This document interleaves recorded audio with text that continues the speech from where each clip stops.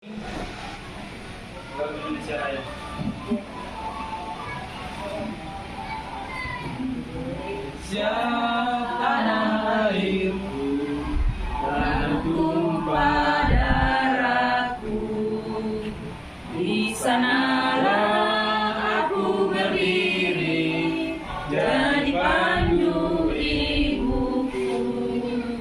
Indonesia kebangsaanku, bangsa dan tanah air.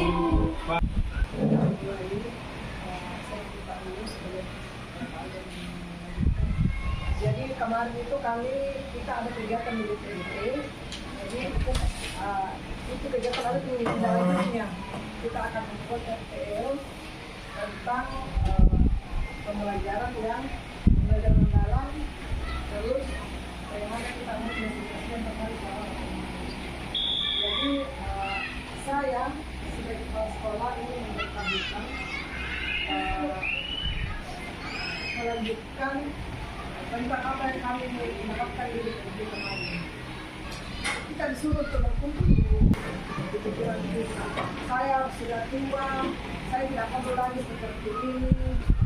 Disuruh tua juga bisa disiplin lebih yang kita sama kami menjelaskan. Yang jelasnya, mudah-mudahan dengan adanya kegiatan itu tidak ada lagi anak yang dikatakan tidak bisa membaca. Ketika masuk di kelas 6, ketika naik masuk di SMP, tidak ada lagi anak dikatakan ini anak tidak bisa membaca. Karena tidak ada lagi alasan untuk tidak bisa membaca, karena kita sudah melaksanakan kegiatan ekskul. Nah di situ kita betul-betul memilah anak-anak mana yang betul-betul tidak bisa membaca. Itu yang kita bina. Jadi kegiatan itu terlaksana dan bisa saja kita melanjutkan dalam kelas. Ketika kita dalam kelas, kita tahu bahwa dan itu yang pembina ekskul membaca itu bisa menyampaikan ke gurunya ini peningkatan yang sudah berjalan di dalam kegiatan itu bisa mungkin dilaporkan ke gurunya bahwa anak tersebut kan contohnya ada timbal-timbal antara wali kelas dengan si pembina ekskul ini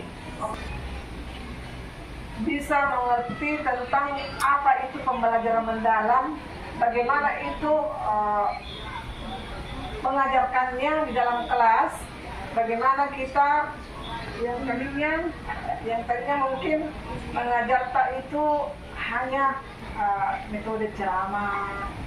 Karena itu yang terus terjadi ya dalam saya lihat perkembangan selama ini itu yang terjadi itu metode ceramah. Nah Bapak Ibu, bagaimana kita berubah?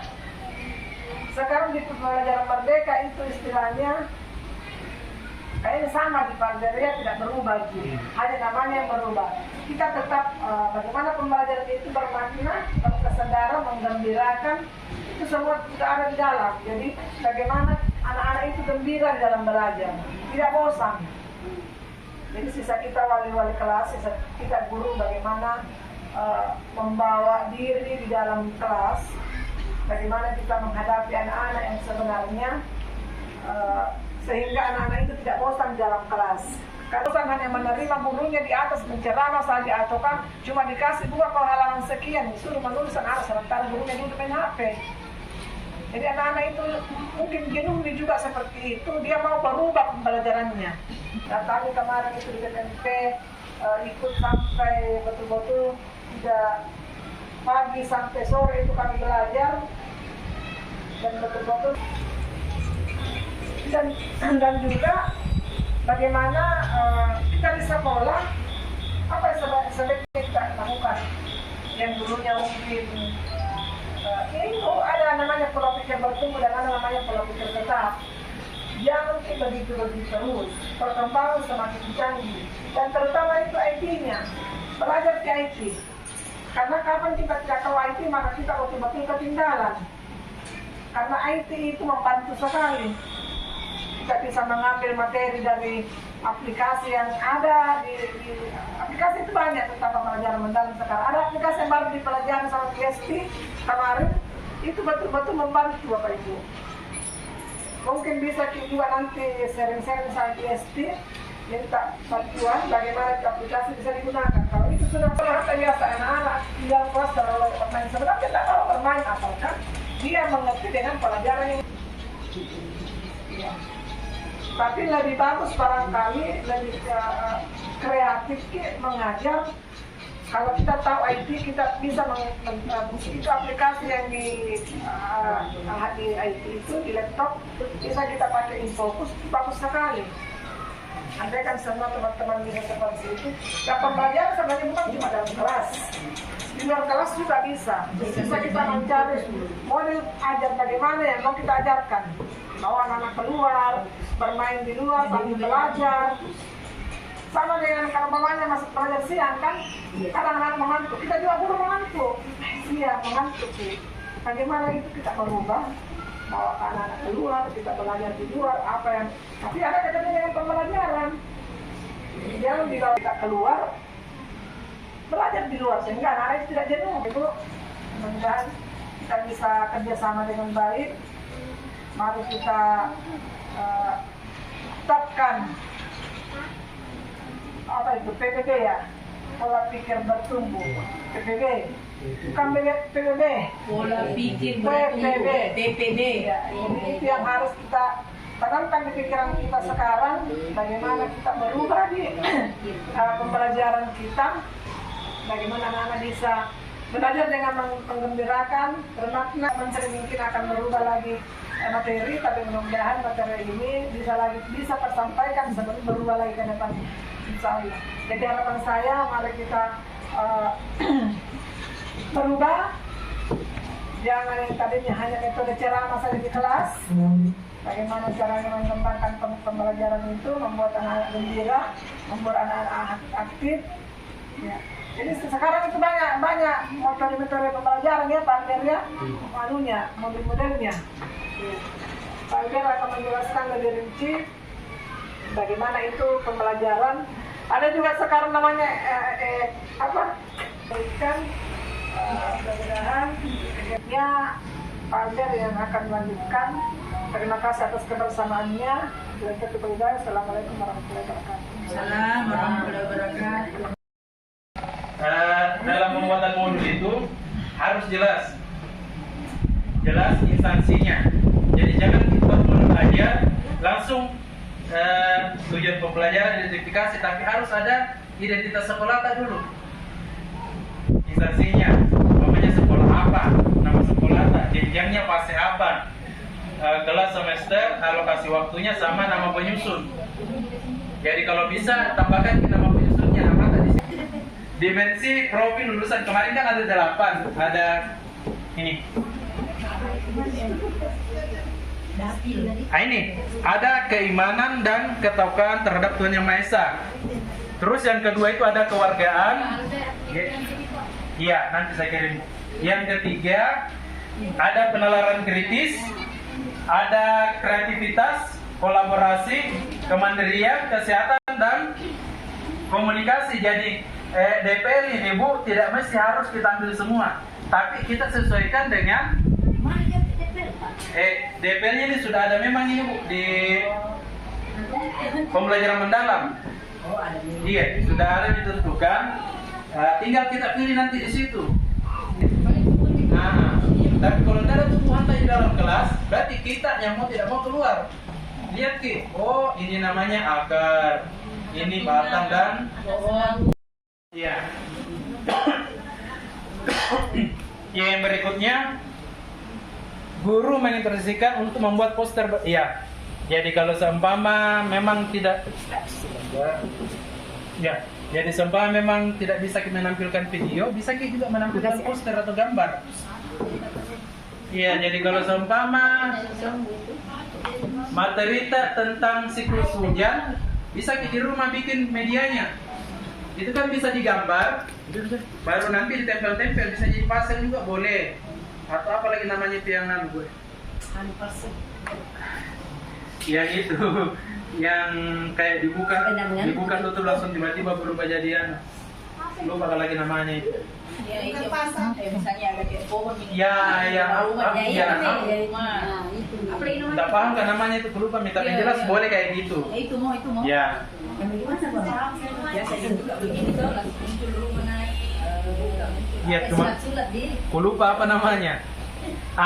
Terus dalam kegiatan ini juga harus ada kegiatan yang menggembirakan. Peserta ini saya berkelompok membuat poster saya untuk mencari, ya. Jadi ini kebetulan cara menjaga kesehatan tubuh. Bisa cari kegiatan lain yang bisa menggembirakan siswa. Kira-kira apa? Selain ice breaking. Kalau ice breaking itu bukan termasuk dalam ini. Ice breaking itu bebas. Dan itu kalau bisa dalam satu pembelajaran jangan terlalu banyak ice breakingnya. Iya, nanti anak-anak pulang ke rumah ditanya sama mamanya, tadi belajar apa? Belajar ice breaking, goyang terus. Iya, jadi goyangnya yang ingat, matematikanya yang lupa.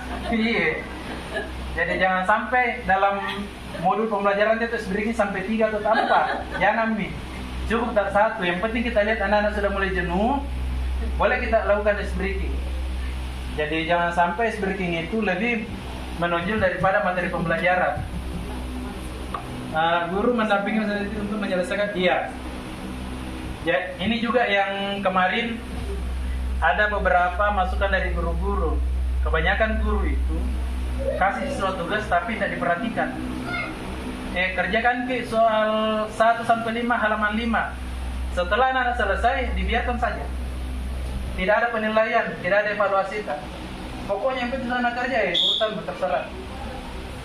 Jadi sebaiknya ketika kita memberikan tugas kepada siswa, minta tolong diperhatikan. Minimal itu kita nilai. Supaya anak-anak juga itu merasa dihargai. Jangan sampai nanti anak-anak ada yang berkata, capek-capek kerja, tapi ujung-ujungnya tidak nilai. Iya. Jadi usahakan ketika ada tugas kita kayak siswa, usahakan kita perhatikan, kita nilai. Jadi dalam penilaian itu juga harus kita jelaskan yang mana salahnya, di mana benarnya. Dan jangan sampai dikasih saya dari 70 selesai. Anak-anak tidak paham kenapa bisa salah. Harusnya kita jelaskan. Jadi kita lihat, oh nomor 7 yang banyak salahnya. Silakan dijelaskan, oh nomor 7 begini cara jawabnya. Nah, supaya jawaban tadi bisa benar. Supaya kedepannya ketika ada soal lagi, mereka sudah paham. Jangan hanya dikasih tanda silang, dapat 0. Anak-anak tidak tahu kenapa bisa dapat 0. Masalah? Ya, di mana salahku? Ini ice breaking ini sudah. Ya, guru memberikan soal evaluasi dan ya. Jadi soal evaluasi ini sangat dibutuhkan supaya kita tahu sampai di mana batas kemampuan siswa dalam memahami materi. Jadi usahakan dalam pembelajaran itu ada evaluasi supaya kita tahu kadang ini ternyata sudah berapa persen siswa yang sudah memahami. Jadi jangan dalam satu pembelajaran itu tidak ada evaluasi. Harus melakukan evaluasi. Selain evaluasi diri, harus juga evaluasi pada siswa. Kalau diri tadi saya tanya siswa, bagaimana dengan cara mengajarnya ibu? Apakah kalian paham apa tidak? Iya, mengerti atau tidak?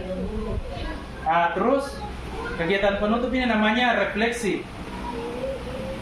Jadi apa pengetahuan baru yang kalian dapat setelah mempelajari? Ya, jadi kalau sudah belajar bisa ditanya siswa, kira-kira dalam pembelajaran ini anak-anak adakah yang baru kita pahami?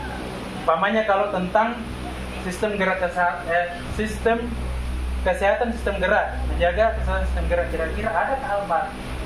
Oh ternyata kebetulan prakteknya saya kemarin ini ada cara duduk yang benar, cara membawa beban yang benar, cara jalan yang benar. Karena biasa itu ada orang duduk menyamping sambil nulis. Kan kebanyakan siswa itu begitu. Atau kalau tidak, sambil kasih baring kepalanya sambil nulis. Nah itu kan bisa kita jelaskan.